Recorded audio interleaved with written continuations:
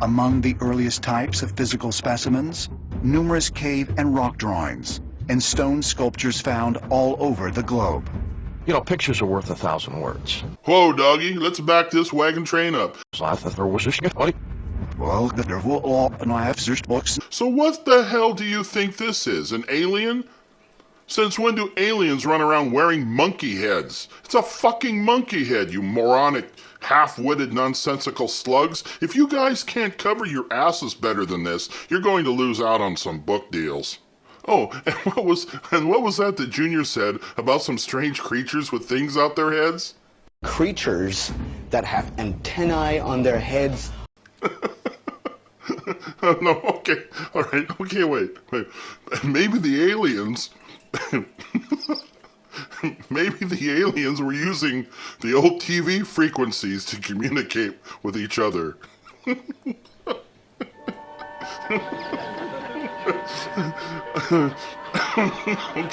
all right. We have a sculpture that looks eerily reminiscent of a modern-day astronaut. I mean, that thing is wearing a helmet. There's some type of a mouthpiece, and on his chest are some type of controls or a breathing apparatus. How is this possible? 1,500 years ago. So he says that this, that we know represents this, that kind of looks like this, that he says is this, is supposed to be this. The crazy thing about this is that many duplicates have been reproduced for a commercial sale in high-end shops, and that one of them ended up in a Beverly Hills boutique where it was purchased by Kevin Bacon. And in Colombia, there were thousands of tomb artifacts that look like modern-day airplanes. It has fixed wings, it has a fuselage, and it has an upright tail fin, which is not intrinsic to nature, but it is intrinsic to modern-day aerodynamics. Did our ancestors see something similar flying in the air? Absolutely. So now he's got this that we know represents this, that he says is this, that is supposed to be this. Not only that, but he shows this that we know represents this, that he says is this, that is supposed to be this. Next we go to the Temple of Inscriptions, where there is a famous piece of classical Mayan art carved into the lid of a sarcophagus of Pakal. The accepted interpretation of the sarcophagus lid is that Pakal is descended into Xibalba, the Mayan underworld. Around the edges of the lid are glyphs representing the sun, the moon, Venus, and various constellations locating this event in the nighttime sky when he died. Below him is the Mayan water god, who guards the underworld. Beneath Pakal are the unfolded jaws of a serpent, which Pakal is escaping from, ascending towards the World Tree. This is a common iconographic representation of the entrance to the underworld. There are also other examples of this on other monuments that confirms that interpretation. But we get Vamba Dunkadunk giving a completely different interpretation. You see a man, and he's sitting in a sort of capsule. He has some sort of mask on his nose, and you see his upper hand, he's manipulating some controls. From the lower hand, he's turning something on. The heel of his left foot is on a kind of pedal, and outside of the capsule, you see a linking flame. This is incredible. This is absolutely a proof for extraterrestrials. So apparently Pakal was an ancient astronaut. Well, let's see how he interprets this photo. You see a man, and he's sitting in a sort of capsule. He has some sort of mask on his nose, and you see his upper hand, he's manipulating some controls. From the lower hand, he's turning something on. The heel of his left foot is on a kind of pedal, and outside of the capsule, you see a linking flame. This is incredible. This is absolutely a proof for extraterrestrials. I'm beginning to think that this idiot sees aliens in his laundry. Coming up shortly is this mental midget, Jason Martell. He's an alien investigator who is very well known in the paranormal circles, appearing on shows on the Discovery Channel and the History Channel, along with web and radio shows, talking about UFOs, Planet X, the structures on Mars, the Baghdad battery, the ancient astronauts. Back in the real world, Mr. Martell works as an internet designer. In 1929, historians discovered a map which had been painted onto a piece of gazelle hide. They trace the document back to a 16th century Turkish admiral named Piri Reis. But in stark contrast to other maps dating back to that time, the map depicts landmasses that were still, as yet, unexplored. It shows the coast of Antarctica as it exists under the current ice cover. Now that's really pretty amazing, because it would tend to indicate that the map was made at a time when Antarctica was ice-free, which would be many millions of years ago. We didn't have ground-penetrating radar until 1958, so for a map to exist in 1531 accurately showing the topography, it's pretty interesting. When cartographers superimposed the Piri Reis map over a modern map of the world, they were amazed to discover that the ancient chart was fantastically accurate in the most minute of details. In 1531, I really don't know of anyone who was flying above the surface of the Earth high enough to map topography, and how would they see underneath the ice? Their maps were so accurate. I mean, we know that they didn't go to Antarctica and explore it, but yet they were able to draw these maps of it. So here we have Elmer Fudd and Pretty Boy Martell, and that other freakazoid telling lies. They've got to be telling lies, because I refuse to believe that people can be that stupid and still have the ability to pronounce 3-syllable words. I'm sorry for the lengthy video segment just now, but it was necessary for you to get an overall basic idea where these clam heads are coming from. Now let's break these down and address them in turn. First of all, the Reis map can by no means be considered what we would consider a topographical map by any sense of the description. It's a chart, a basic map. These kinds of charts were made by Columbus, by Magellan, by Cook. They did this in ships. And yet Sweet Cheeks Martell says this. In 1531, I really don't know of anyone who was flying above the surface of the Earth high enough to map topography. So I guess the explorers were flying around back then, but just not high enough to make charts and maps. Whoa, Daddy-o, like, man, this is some serious stupid.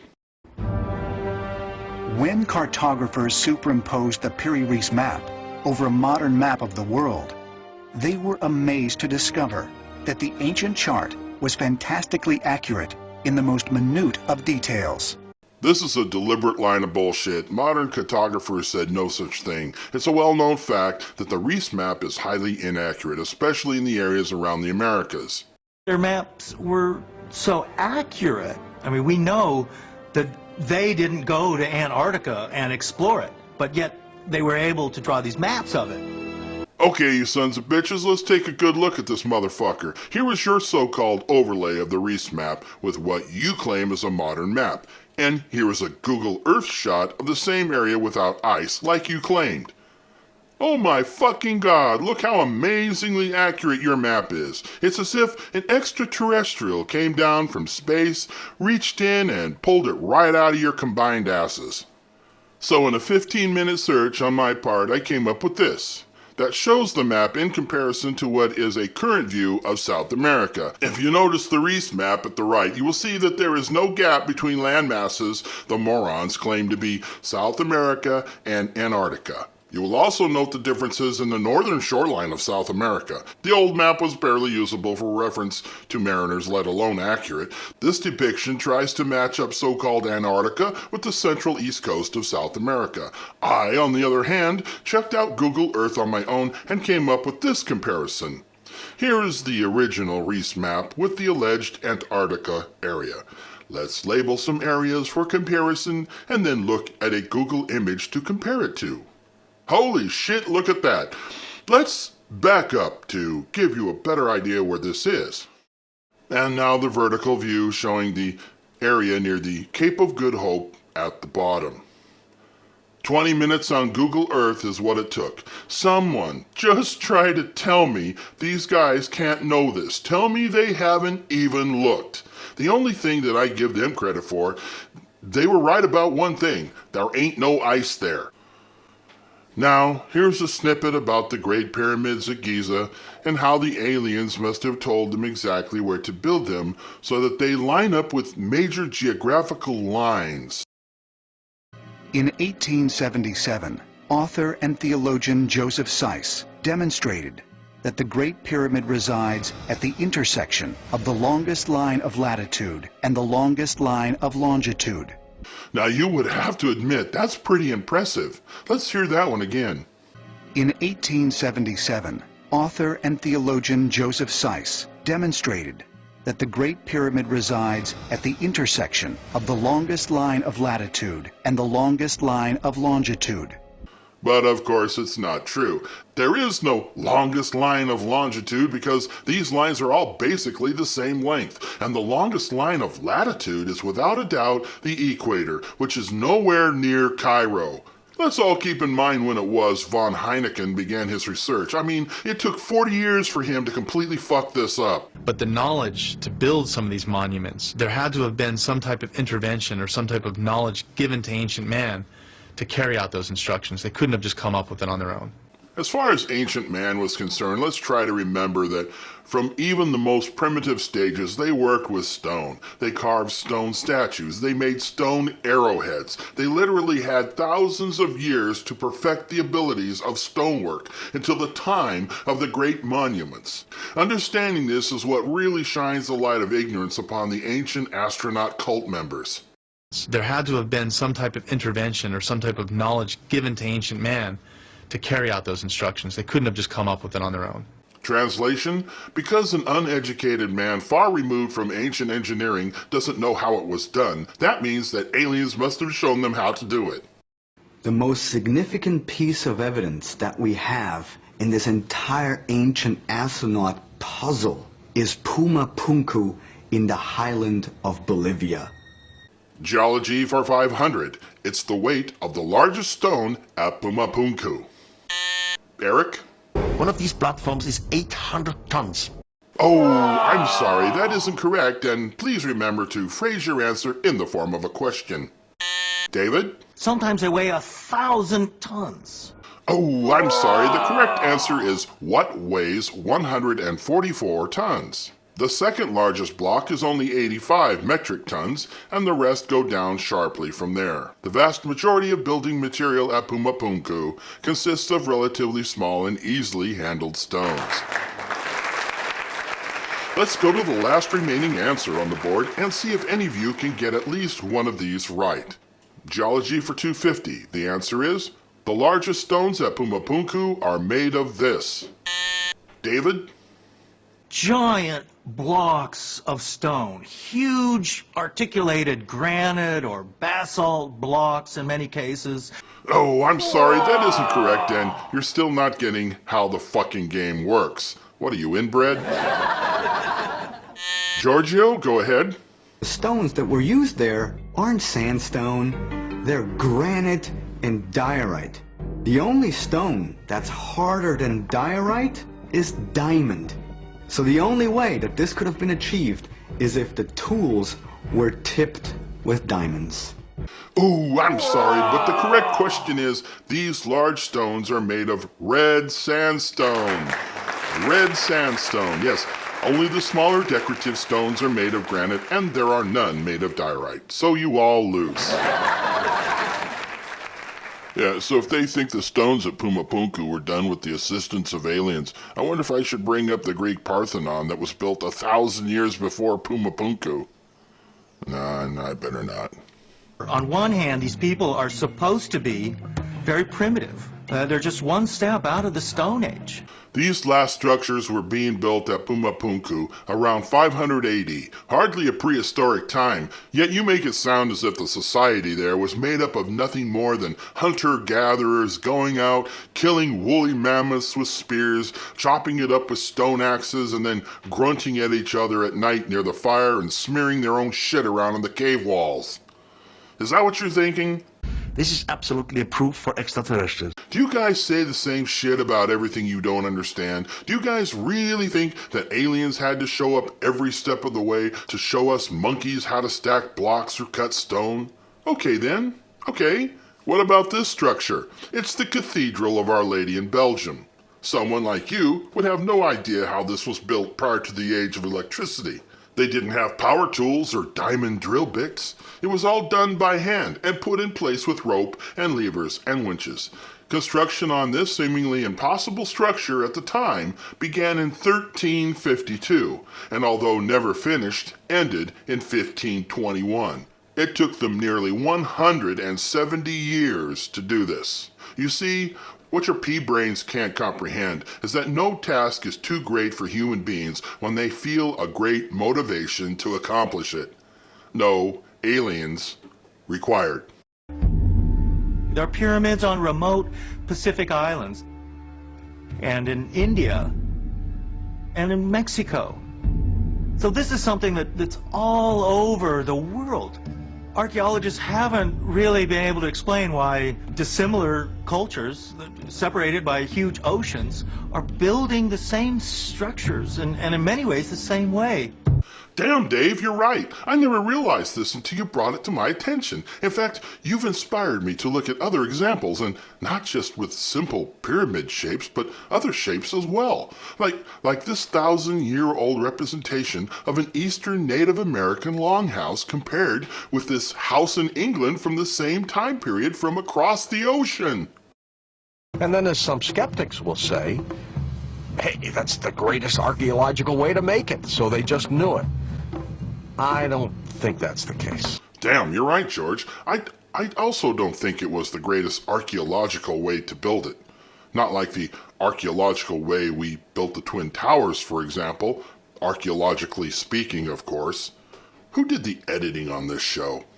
I'm not going to go much into the Antikythera mechanism because Bronze Age Greeks obviously had the technology to build these, and they served a function like that of navigation.